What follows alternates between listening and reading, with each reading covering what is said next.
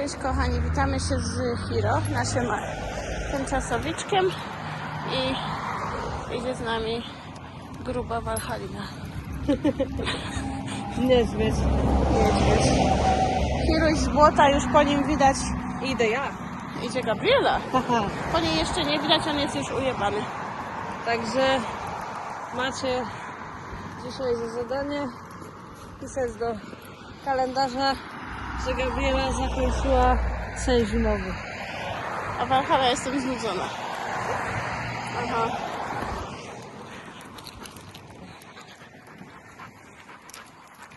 My już się modlimy, żeby się to błoto skończyło, bo teraz wchodzi najgorszy okres. Człowiek idzie i się topi po prostu w tym bagnie. No. To jest masakra. Psy chwilę na ogrodzie i też jadzinę musiałam suszyć, czesać, wytegowywać.